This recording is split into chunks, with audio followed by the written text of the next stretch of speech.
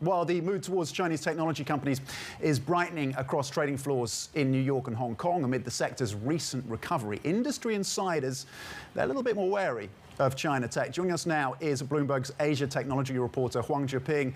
Zheping, important reporting, important context, given the upside that many investors are now seeing in Chinese tech.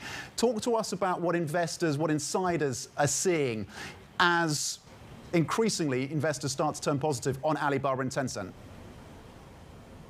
Yeah, we talked to over a dozen tech startup founders, executives, and also VC investors for this story to sort of get a reality check on the ground. So yes, the crackdown is easing, but it's not over. So what happened over the past 1.5 years has changed China's tech industry forever.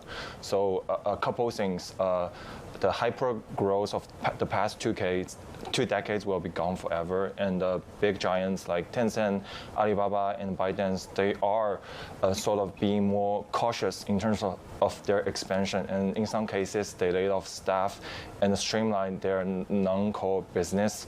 And also some startup founders on the ground also worry maybe the government only paused the crackdown because they needed the tech sector to boost the economy. Also, one last thing is that the VC money is also looking elsewhere, maybe in other countries like in the Southeast Asia regions or in other sectors like hardware.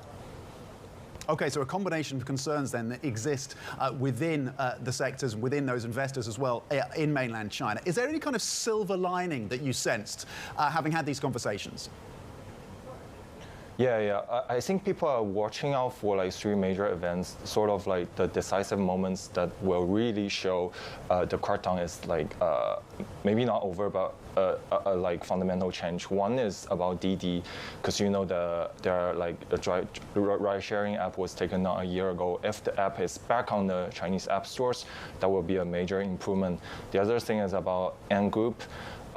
So we reported this week, Ant may submit its application for a key financial licensing for its reorganization as soon as this month. So if the central bank accepts its application, that will be a big positive for the whole fintech industry.